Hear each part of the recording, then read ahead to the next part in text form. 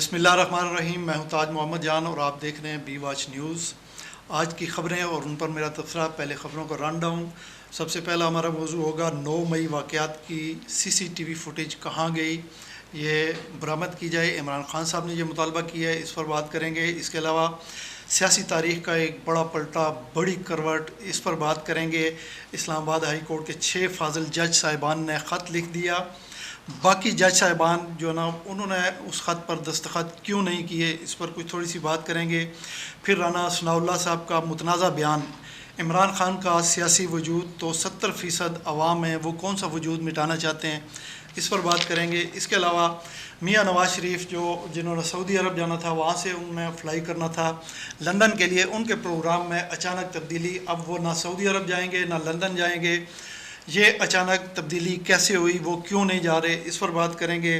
फिर मौलाना फजलुर रहमान की सियासत में भी तब्दीली आ चुकी है और उन्होंने इलेक्शन के बाइकाट का ऐलान किया है, ये क्या मामला है, इस पर बात करेंगे। इसके अलावा खैबर पख्तूनख्वा में सेनेट के इलेक्शन अल्तवा का शिकार होने जा रहे हैं, क्या ये मुलतवी हो जाएंगे, इस पर बात करेंगे और इसकी वजह भी थोड़ी सी जानने की कोशिश करेंगे। इसके अलावा चौधरी परवेज़ इलाही साबिक़ चीफ मिनिस्टर पंजाब, उनकी तबीयत अचानक बिगड़ गई। अडयाला जेल में आपको पता है वो गिरे थे, उनको काफ़ी ज़ख्म आए थे और उनको फिर अचानक जो है ना पिम्स हॉस्पिटल लेके जाना पड़ा। इस पर कोई थोड़ी सी बात करेंगे।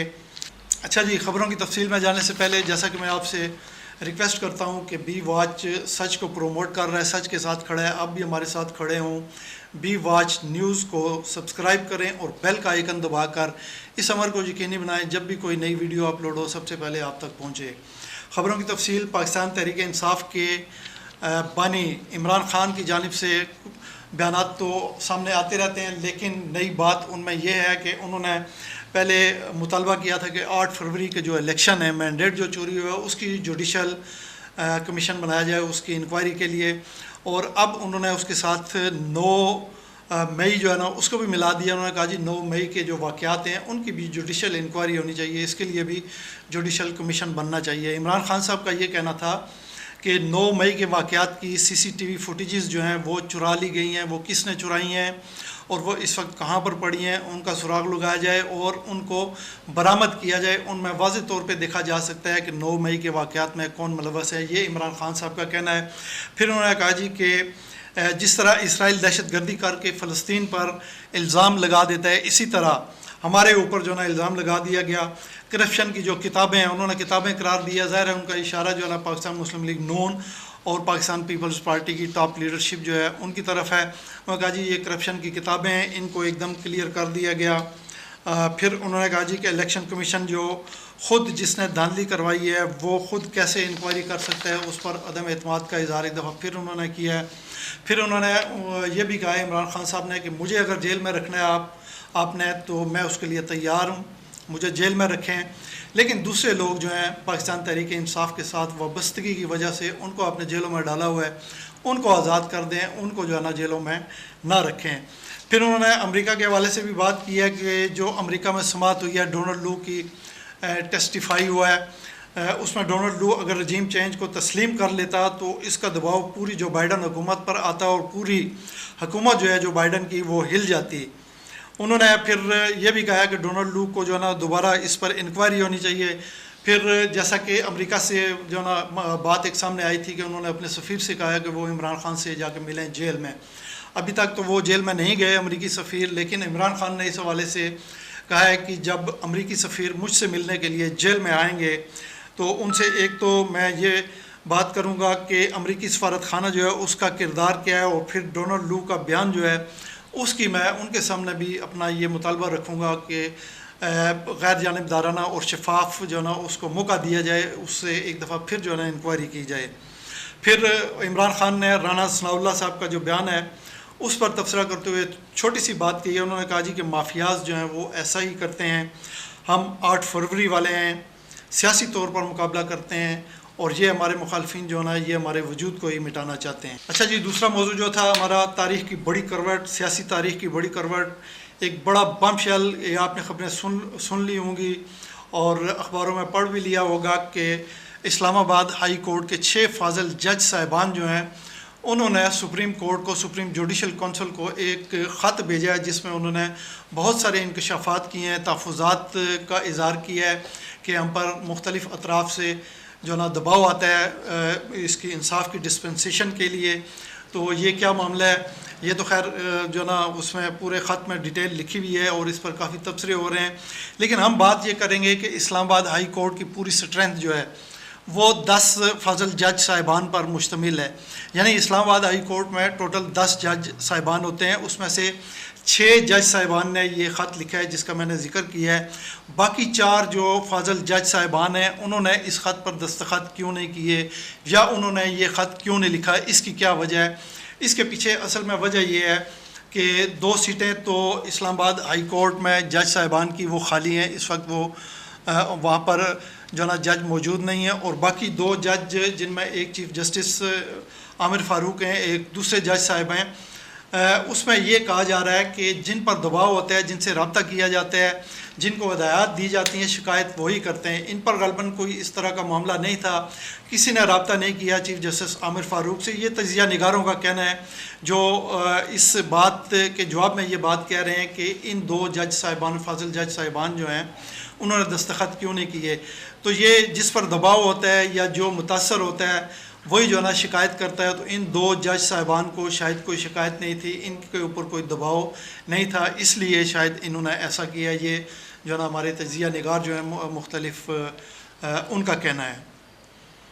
अच्छा जी, तीसरा मौजू राना सनाउल्लाह के हवाले से उनका एक बयान जो है ना बड़ा मुतनाज़ा। पहले उन्होंने बात की जी कि इमरान खान का वजूद ख़त्म होना चाहिए, फिर जब इस पर एतराज़ किया गया तो वो फिर टीवी स्क्रीनों पर आए, मुख्तलिफ जो ना प्रोग्राम्स में गए, वहाँ पे जाके उन्होंने वजाहत की जी मेरा मतलब हरगिज़ ये नहीं था कि इमरान खान को जिस्मानी तौर पर ख़त्म किया जाए, बल्कि उसका सियासी वजूद ख़त्म किया जाए, सियासी तौर पर उसको ख़त्म किया जाए। इस पर भी बड़े तबसरे हुए, लेकिन हमारा तबसरा ये है कि अगर आप इमरान खान के सियासी वजूद की बात करते हैं तो इमरान खान का सियासी वजूद वो 70% आवाम है जिन्होंने ओवरवेलमिंग मेजॉरिटी के साथ ये 8 फरवरी के जो इलेक्शन गुजरे हैं, इन इलेक्शंस में इमरान खान को वोट दिया है। तो ये 70% आवाम जो है ये इमरान खान का सियासी वजूद है। अगर राना साहब आप ही सियासी वजूद के ख़ात्मे की बात कर रहे हैं, इमरान खान के सियासी वजूद की, तो फिर वो सियासी वजूद ये, जैसा कि मैंने आपको बताया, 70% पाकिस्तान के अवाम में इनको ख़त्म करना पड़ेगा, इनके साथ जो है ना वो सलूक करना पड़ेगा जो किसी के ख़ात्मे के लिए आप जो है ना सलूक करते हैं या जो एक्शन करते हैं। और फिर इसमें यह भी है कि ये सियासी वजूद जो है अवाम जो 70% अवाम जो है इमरान खान के साथ, ये उसका सियासी वजूद जैसा मैंने आपको बताया, ये तो एक जो ना तसलसल के साथ और तेज़ी के साथ परवरिश पा रहा है, जिसकी शाहरग या दिल जिसको कहना चाहिए वो तो इमरान खान है। जब शाहरग या दिल को बंद कर दिया जाए तो उसी वक्त मुमकिन होता है कि वजूद का ख़ात्मा हो सके। सियासी वजूद तो आपका ख़त्म हो रहा है। नवाज़ शरीफ किस लिए आए थे और नारा क्या लगाया गया था कि पाकिस्तान को नवाज़ दो, मगर असल में नारा ये होना चाहिए था कि नवाज़ को पाकिस्तान दो। तो ये मामला है आपका। और फिर दूसरी तरफ आप ये भी देखें कि इंटरनेशनल सतह पे इमरान खान वो वाहिद शख्सियत हैं पाकिस्तान की जिनको इस वक्त जो ना आलम इस्लाम, ना सिर्फ आलम इस्लाम का बल्कि आलमी लीडर जो ना तस्लीम किया जाने लगा है। इमरान खान पर जो बड़े बड़े अखबार हैं इंटरनेशनल, उन अखबारों में 900 से ज़ायद मज़ामीन लिखे गए हैं। ये मैं ख़बरों की बात नहीं कर रहा या न्यूज़ स्टोरीज़ की बात नहीं कर रहा इमरान खान के हवाले से, बल्कि मज़ामीन लिखे गए हैं, आर्टिकल्स लिखे गए हैं 900 से ज़ायद। जबकि दीगर जो लीडरशिप है, नवाज़ शरीफ हो गए, उसमें जरदारी हो गए, इनके हवाले से जो ना इन्होंने जो करप्शन की है जो सामने आई है, पानामा लीक्स और पता नहीं कौन कौन से लीक, विकी लीक्स वगैरह, उस हवाले से जो ना इंटरनेशनल सतह पर जो ना इनके हवाले से बड़ा एक मनफी तासुर है। और यूनिवर्सिटीज़ के अंदर जो ना इनकी करप्शन को एज ए केस स्टडी जो है ना वो पढ़ाया जाता है। अच्छा जी, एक और बड़ी अहम खबर जो मेरे रन डाउन में शामिल नहीं थी, अनवारुल हक काकड़ जो है निगरान प्राइम मिनिस्टर, उन्होंने गुज़श्ता रोज़ एक टीवी प्रोग्राम में बैठ के बातचीत कर रहे थे। उनसे सवाल किया गया कि इलेक्शन के हवाले से 8 फरवरी के जो इलेक्शन हुए हैं उनमें धांधली हुई है या नहीं हुई है। तो उस पर अनवारुल हक काकड़ ने जो ना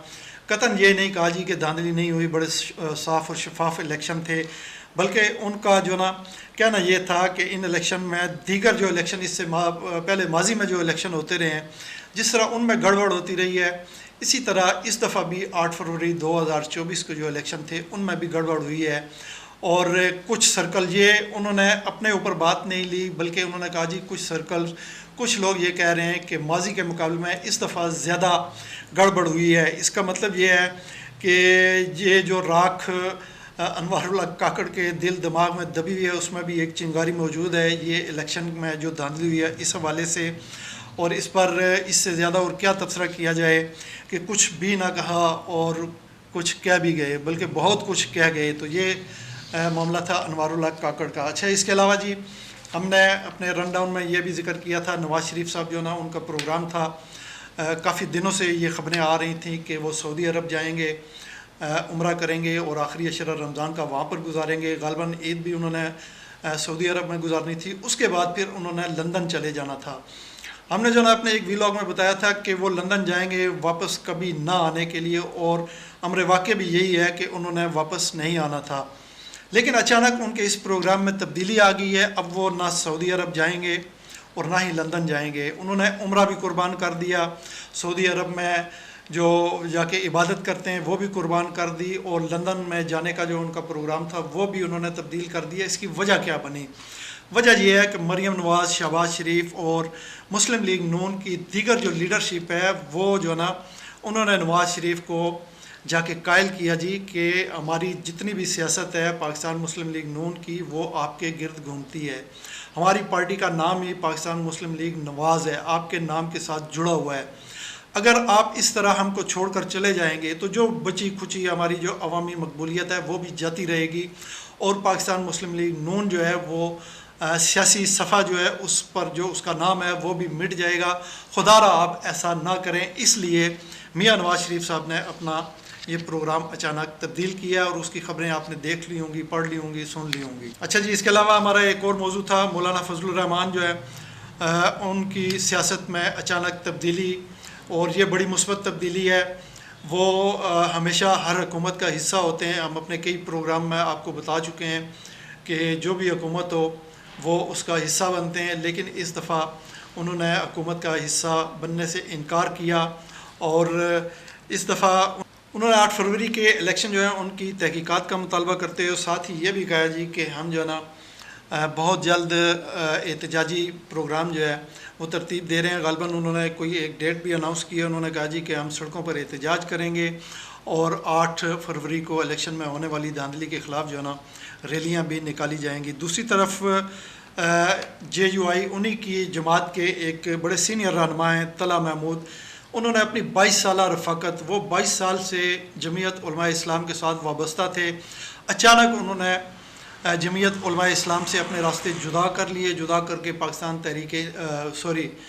पाकिस्तान पीपल्स पार्टी के साथ जाके वो मिले, आसिफ अली जरदारी से उनकी मुलाकात हुई। फिर ये भी सुनने को मिला है कि पाकिस्तान पीपल्स पार्टी जो है ना खैबर पख्तूनख्वा से उनको सेनेटर मुंतखब करवाएगी। अच्छा जी, इसके अलावा अभी तक जैसा कि आपको पता है कि खैबर पख्तूनख्वा की जो असम्बली है वहाँ पे खुसूसी जो नशिस्तें हैं, स्पेशल सीट्स, उन पर जो मुंतखब हुए लोग उन्होंने अभी तक हलफ नहीं उठाया, और यूँ ये ऐवान जो है ये अभी मुकम्मल नहीं है। और ये आपको पता है कि खैबर पख्तूनख्वा की जो असम्बली है वो भी इलेक्टोरल रोल है सेनेट के इलेक्शन के लिए। अब सेनेट के इलेक्शन जो ना उनको ज़्यादा देर बाकी नहीं बची, 2 अप्रैल को जो ना लोगों ने वोट करना है, और खैबर पख्तूनख्वा की असम्बली जब तक मुकम्मल नहीं होगी तो क्या ये जो असम्बली है यहाँ पे सेनेट के लिए इलेक्शन मुमकिन हो पाएंगे 2 अप्रैल को या नहीं, ये एक सवालिया निशान है। दूसरी तरफ पेशावर हाई कोर्ट जो है उसने स्पीकर जो है खैबर पख्तूनख्वा असम्बली के उनसे जवाब तलब कर लिया है कि अभी तक ये जो अरकान है जो स्पेशल सीटों पे मुंतखब होकर आए हैं इन्होंने हलफ क्यों नहीं उठाया, और ये अगर इन्होंने हलफ उठाना है तो ये कब तक उठाएंगे। ये जो ना पेशावर हाई कोर्ट ने स्पीकर खैबर पख्तूनख्वा असम्बली से पूछा है। आज चूँकि रोज़ा है बार बार भूल जाता हूँ। तो आखिरी खबर परवेज़ इलाही के हवाले से। परवेज़ इलाही के हवाले से आपने सुना है अडयाला जेल में वो वाशरूम में गिरे थे, उनको चेहरे पर भी ज़ख़म आए थे, उनकी जो ना सर पे भी ज़ख़म आए थे, आँख पर एक साइड पे जो ना उनके ज़ख़म है, 4 पसलियाँ टूटने का जो ना वो बताया गया था कि उनकी पसलियाँ टूट गई हैं। आज जो ना उनकी जेल में तबीयत अचानक ज़्यादा ख़राब हो गई है, जिसकी वजह से जो ना अडयाला जेल की जो इंतज़ामिया है उसे पुलिस को कॉल करना पड़ा और मुतलका जो पुलिस अफसरान हैं उनकी निगरानी में उन्हें वहाँ से अडयाला जेल से जो एम्बुलेंस में डाल के फौरी तौर पे शिफ्ट कर दिया गया है पिम्स में। अब पिम्स में उनकी क्या हालत है, उनकी तबीयत कैसी है, ये ख़बर अभी तक हमारे पास नहीं पहुँची, लेकिन उन्हें पिम्स में दाखिल कर दिया गया है। तो ये थी अब तक की ख़बरें और उन पर मेरा तबसरा। देखते रहिए बी वॉच। इसी के साथ मुझे दीजिए इजाज़त। आप जहाँ पर भी रहें खुश रहें, अपना ख्याल रखिएगा, अपने इर्द गिर्द के लोगों का ख्याल रखिएगा। आपका बहुत बहुत शुक्रिया। अल्लाह हाफिज़।